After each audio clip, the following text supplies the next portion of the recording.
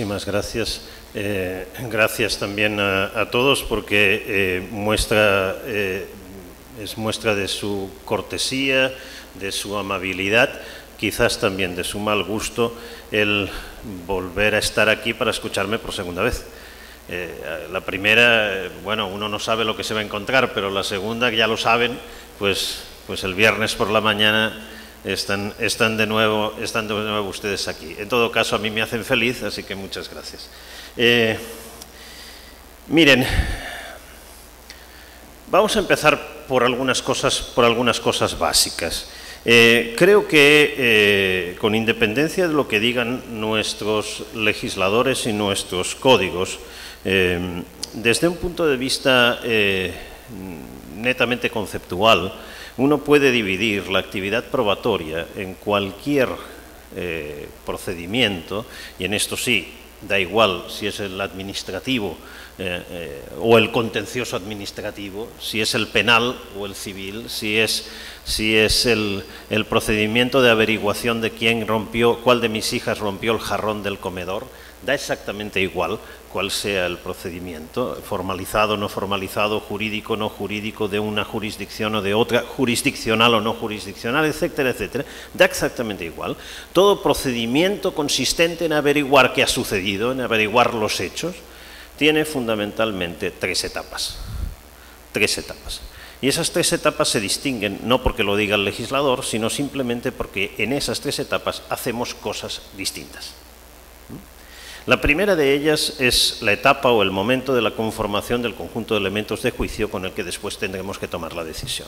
Esto es el momento en el que nos allegamos información, nos allegamos elementos de juicio o nos allegamos pruebas, también llámenlo como quieran.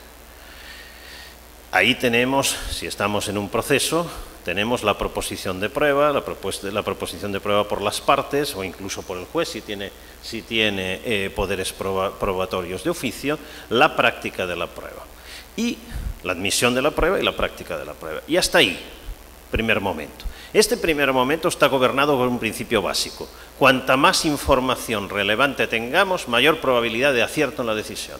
Por tanto, el principio básico es allegarnos la mayor información posible y también la mayor información sobre la fiabilidad de la información que nos allegamos. ¿De acuerdo? Fin del cuento, no es de este momento del que quiero hablar. Segundo momento, o segunda etapa, la valoración de la prueba. Ya tenemos toda la información y hay que valorar qué nos dice esa información sobre lo sucedido. Eso que nos dice la información sobre lo sucedido lo valoramos también de dos maneras distintas. La primera es la valoración individual de la prueba, la segunda es la valoración en conjunto. No se pueden confundir y no se puede pasar directamente a la segunda. Pues no hay manera de valorar en conjunto sin haber valorado primero individualmente. La valoración individual de la prueba es una valoración acerca de la fiabilidad de cada uno de los elementos de juicio de cada una de las pruebas. La valoración en conjunto tiene que ver con qué grado de corroboración, cuánto apoyan estas pruebas las distintas hipótesis sobre lo sucedido. Pero les decía el miércoles que por rico que sea el conjunto de elementos de juicio y aun cuando estuviéramos en disciplinas que otorgan una gran fiabilidad sus pruebas, nunca jamás podemos tener certezas racionales acerca de los hechos. Certezas racionales, que son las que cuentan. Certezas psicológicas, cada uno tiene las suyas. Y que le vaya bien. Yo me levanto por la mañana, me afeito, me ducho, me peino, me miro al espejo y me convenzo que soy mucho más atractivo que Brad Pitt. Y salgo a la calle y me va bien. Fantástico. Si así me va bien, pues que lo disfrute. Pero las certezas psicológicas no sirven para justificar decisiones públicas. Estamos hablando de certezas racionales.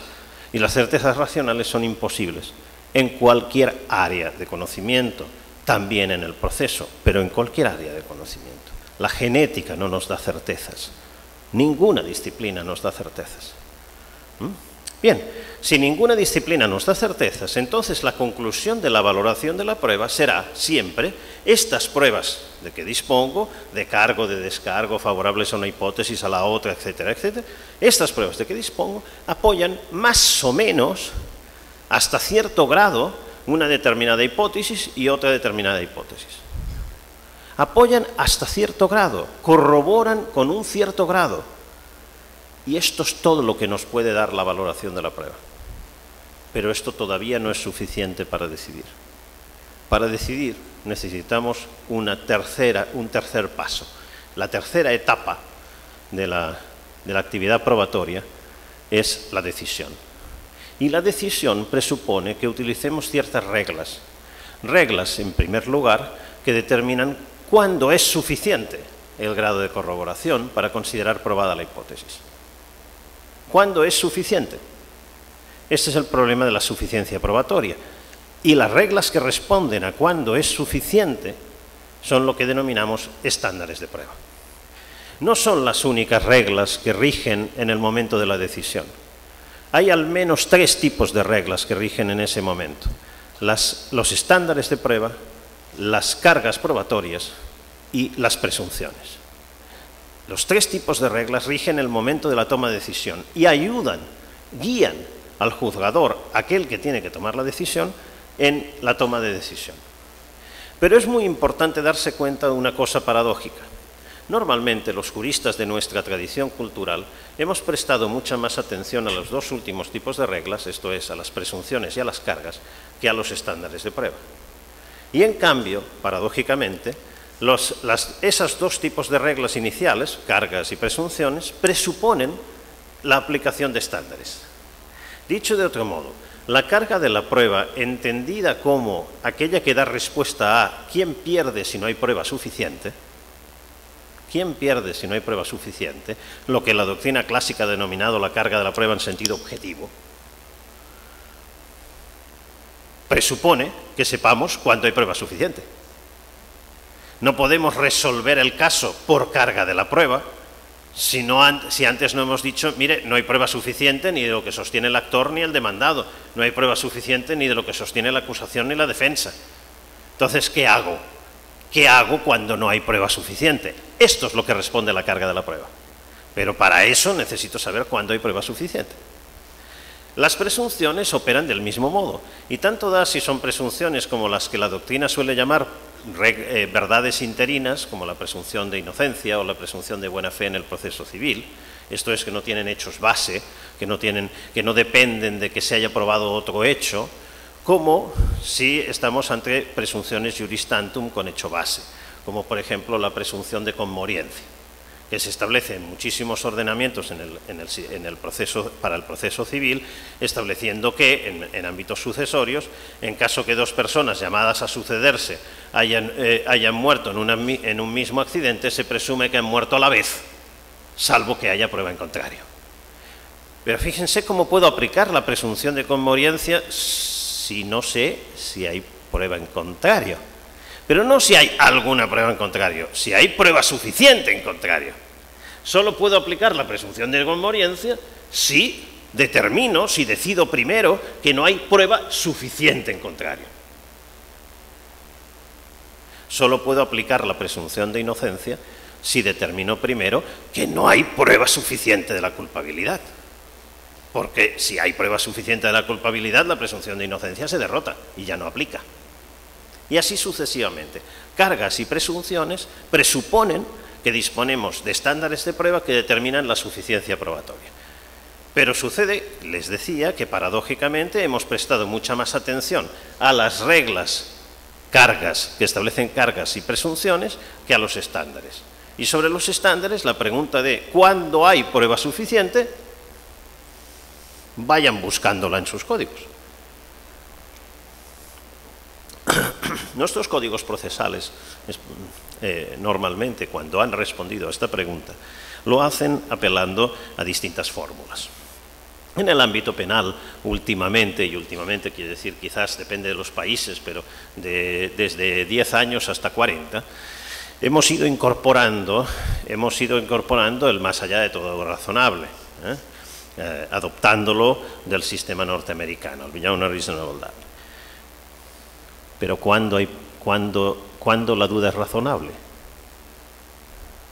¿Cuáles son los criterios de razonabilidad de la duda? No podemos tener nunca certezas racionales, así que dudas, si no hay certezas, dudas siempre hay. Pero ¿cuándo son razonables? ¿Cuándo la duda es razonable? ¿Cuándo no? ¿Cuáles son los criterios de duda razonable? La Corte Suprema norteamericana, ya que hemos copiado de ellos, miremos cómo lo hacen, ¿no? La Corte Suprema norteamericana ha resuelto el problema al menos en 2 ocasiones, y en las 2 ocasiones ha dicho que la razonabilidad de la duda es autoevidente y solo a través de la íntima convicción de cada miembro del jurado se puede determinar. O lo que es lo mismo, más allá de duda razonable e íntima convicción, son simplemente 2 fórmulas para decir lo mismo. Si esto es así, entonces el más allá de toda duda razonable no parece servirnos demasiado, porque nos remite a un estado psicológico del decisor, que es justamente lo que queríamos evitar cuando hablamos de certeza racional y no de certeza subjetiva. Por tanto, es una fórmula que, si no se la dota de contenido, de criterios de razonabilidad, no nos resuelve el problema, acaba siendo una fórmula vacía. Lo mismo sucede con otras fórmulas que se vienen usando mucho en nuestra cultura, la sana crítica. La sana crítica, yo le daría un doctorado a quien sea capaz de decirme qué es, directamente. Y no sería un doctorado regalado, sería un doctorado muy bien ganado si alguien sabe lo que es la sana crítica. Porque claro, cada uno que decide le parece que eso que hace es bastante sano y crítico, ¿verdad? Creo que en la mejor interpretación la sana crítica apela a las reglas de la racionalidad general, es decir, a las reglas generales del razonamiento. Pero es que las reglas generales del razonamiento no nos indican la suficiencia probatoria y por tanto no cumplen lo que debe cumplir el criterio. ¿Cómo podemos hacer esto? Y aquí yo pediría si se puede utilizar el PowerPoint, por favor, porque será de utilidad. Y no sé si por allá está la...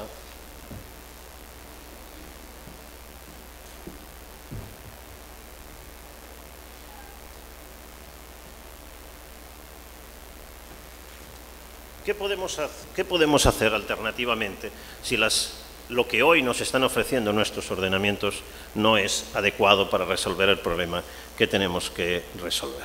Creo que los requisitos básicos para formular adecuadamente un estándar de prueba son de 2 tipos: requisitos metodológicos o epistemológicos, si se quiere, y requisitos políticos. Hablaré muy rápidamente o presentaré muy someramente estas cuestiones, pero las tienen desarrolladas en el trabajo que está publicado en el libro de la memoria del Congreso. Los primeros son requisitos metodológicos, y esos requisitos metodológicos son fundamentalmente 4, pero me quisiera fijar especialmente en los 2 primeros. El primero es que los criterios que vayamos a utilizar tienen que apelar, tienen que referirse a la capacidad justificatoria que el acervo probatorio, es decir, que las pruebas que disponemos en el procedimiento tengan respecto a las hipótesis que vamos a considerar probadas o no probadas. Es decir, a una relación entre las pruebas y las hipótesis. Y esa relación entre las pruebas y las hipótesis no está mediada por lo que sucede en la cabeza del juez. Es decir, no puede remitir a ningún elemento subjetivo del decisor. Tiene que ser una relación objetiva de cuánto apoyan las hipótesis que tenemos que decidir, las pruebas que tenemos. Esto es a lo que se refiere este primer requisito. El segundo requisito tiene que ver con que la exigencia el estándar de prueba debe cumplir la exigencia de establecer un umbral. Es decir, de determinar el nivel de suficiencia probatoria. La sana crítica, la inducción, etcétera, no establecen un umbral. Y fíjense si es muy fácil de verlo. En un procedimiento, cualquiera sea, pensemos en un procedimiento penal, pero solo por poner un ejemplo, tenemos que tomar decisiones en distintos momentos.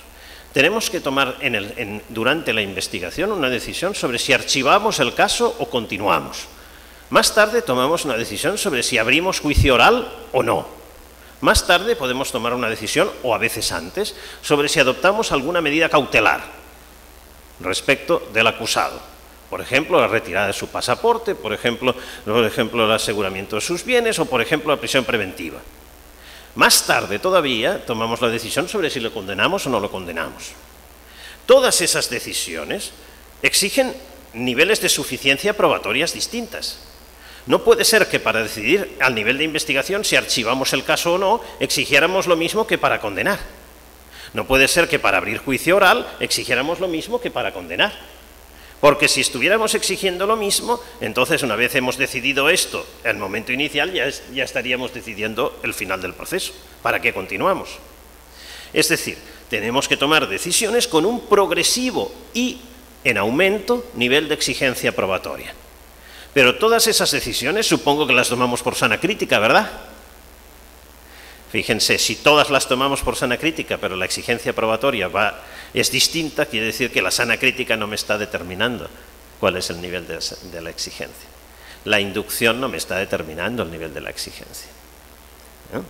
Y así sucesivamente. Ninguno de esos criterios permite determinar el nivel de la exigencia probatoria, es decir, no establece el umbral a partir del cual consideramos la hipótesis probada y bajo el cual no la consideramos probada. Y probada no necesariamente, insisto, a los efectos de la decisión final. Es decir, ¿cuánto está suficientemente acreditado para tomar una decisión de prisión preventiva? ¿Cuánto está suficientemente acreditado para tomar una decisión de abrir juicio oral? Esas suficiencias son progresivas, cada vez más exigentes. Bien, necesito saber cuándo, para poder saber cuándo se cumple, hasta dónde llega ese nivel de suficiencia. Porque si no, no puedo determinar si la decisión es correcta o incorrecta. Por tanto, tengo que tener esos criterios. Pero estos criterios metodológicos no bastan, porque hay que entender que la decisión sobre el grado de exigencia supone tomar ciertas decisiones que son políticas. Ya no metodológicas, ya no epistemológicas, ya no filosóficas si se quiere, son políticas. Porque hay que comprender que el estándar de prueba no sirve para reducir los errores que se producen en el sistema. Si nunca podemos tener certezas racionales, entonces siempre va a haber errores. Siempre va a haber errores.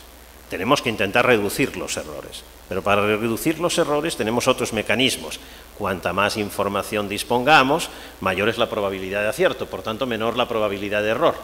Los mecanismos para reducir los errores operan en el momento de la recolección de la información, de las pruebas. Aquí lo que operan los estándares de prueba es a los efectos, y también las presunciones y las cargas, por cierto, es a los efectos de distribuir el riesgo del error entre las partes. Distribuir el riesgo del error. Sigamos con el ejemplo penal. Cuanto más exigente sea el estándar de prueba, es decir, cuanta más pruebas estemos exigiendo para condenar, menos probable es que condenemos a un inocente. Porque es más difícil que haya pruebas suficientes a ese nivel tan alto de exigencia probatoria de la culpabilidad de una persona que en realidad no ha cometido el delito. Cuanto más exigente, menos probable es que condenemos a un inocente. Pero más probable es que absolvamos a un culpable. ¿Por qué? Más probable es que también respecto de una persona que sí ha cometido el delito, no consigamos pruebas suficientes a ese nivel de exigencia. Por tanto, estamos poniendo un alto riesgo de error de culpables absueltos y un más pequeñito riesgo de error de inocentes condenados. ¿Qué sucede si bajamos el estándar? Sucede el efecto inverso. Si el estándar es menos exigente, tendremos mayor probabilidad de condenas de inocentes, es decir, de errores de inocentes condenados, pero menos probabilidad de errores de culpables absueltos. Siempre va a haber errores, pero el reparto de los errores no es igual. ¿Cuál es el reparto de los errores que nos parece satisfactorio? No podemos decir no queremos ningún inocente condenado, porque ningún inocente condenado, como no se pueden tener nunca certezas, la única manera de estar seguros de no condenar ningún inocente es no condenar nunca a nadie. Este no vale. Esta es la respuesta ingenua. No vale. Bueno, queremos muy poquitos. ¿Seguro en todos los casos? ¿Siempre? ¿Qué hacemos con los delitos sexuales? Si la exigencia probatoria para los delitos sexuales es muy alta, dado el tipo de problemas que estamos tratando, vamos a tener prácticamente a nadie condenado y, por tanto, a nadie protegido, y la libertad sexual no protegida, y las víctimas no protegidas. ¿Están seguros que el nivel de exigencia probatoria que usan sus jueces y tribunales para los delitos sexuales es el mismo que para el robo de bicicletas? A todas las comunidades de jueces a las que les he preguntado esto me responden, la verdad, no, exigimos más para el robo de bicicletas que para los delitos sexuales. Es decir, porque si exigiéramos tanto, fíjense, basta la declaración de la víctima, coherente, consistente en el tiempo, bla, bla, bla, para condenar a alguien por robo de bicicleta, no. ¿Basta para condenar a alguien por delito sexual? Sí, entonces no están usando el mismo estándar. No están usando el mismo nivel de exigencia. ¿Por qué? Porque si usáramos un nivel de exigencia tan alto para los delitos sexuales, estaríamos cometiendo demasiados errores de culpables absueltos y casi nunca estaríamos protegiendo. Bueno, esto supone que estamos tomando una decisión política. ¿Qué preferimos? ¿Preferimos el valor de la protección del derecho penal y de la seguridad, de proteger la libertad sexual, la libertad de movimientos, la vida, la integridad física, bla, bla, bla, todos esos derechos a la sociedad, o preferimos no condenar a un inocente? Bueno, ¿saben qué? Las dos cosas a la vez absolutamente nunca las podemos tener. Entonces es una cuestión de equilibrio. Primer punto. Segundo punto, entendido esto, esa preferencia del reparto del riesgo la cambiamos en función de lo que está en juego. ¿Cuán grave es equivocarnos? Yo les decía el miércoles, ¿qué pasa si tengo que tomar la decisión de ir a la farmacia o la decisión de someterme a una intervención quirúrgica importante, grave, riesgosa? ¿Verdad que queremos tener más seguridad en un caso que en el otro? Porque en el caso de equivocarme, la gravedad del error es mayor en un caso que en el otro.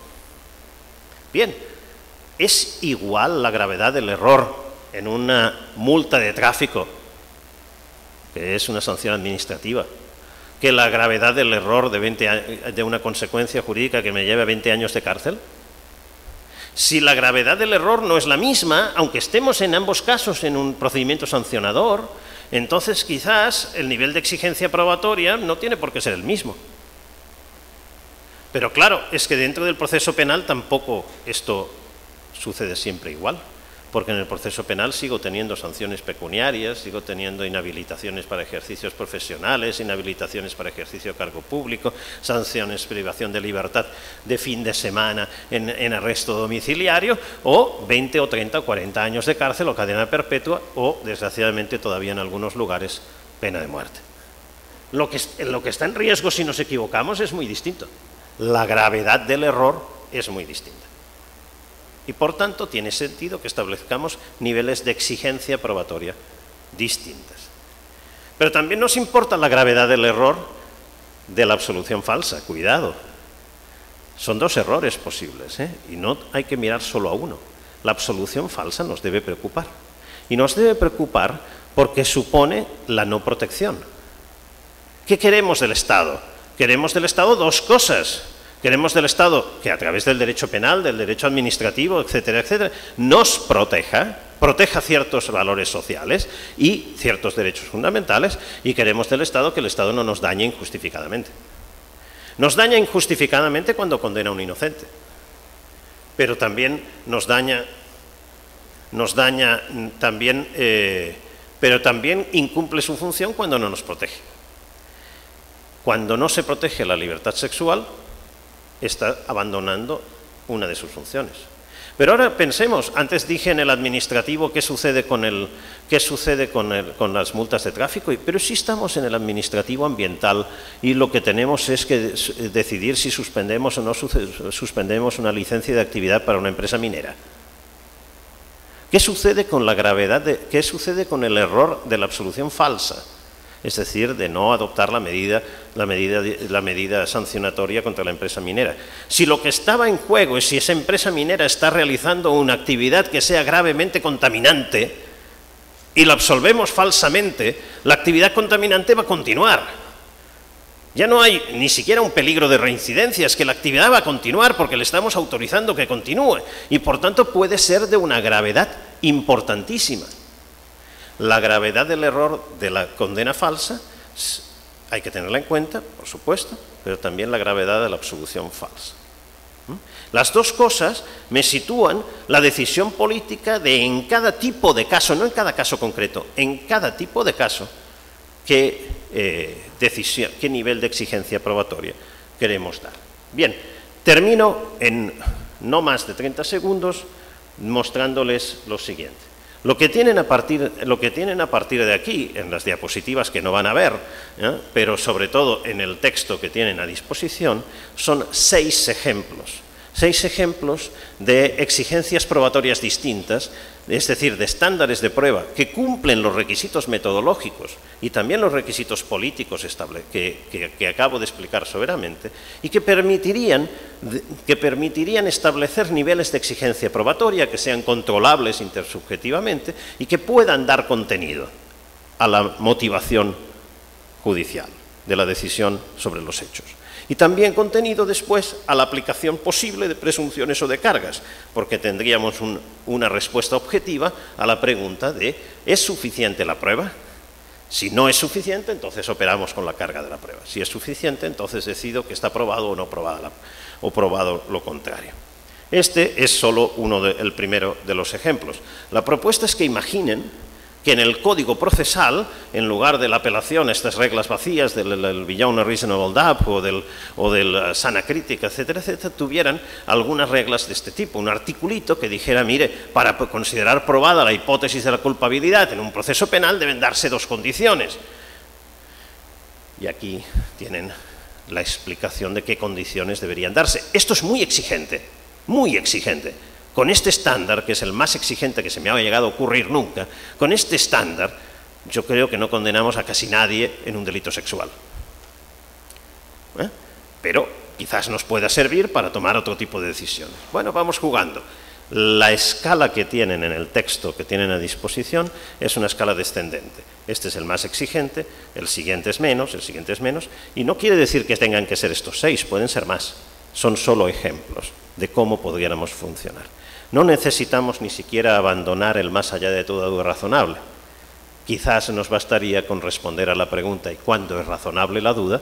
A través de algunos de estos criterios y no simplemente apelando al convencimiento personal, psicológico, privado del juzgador.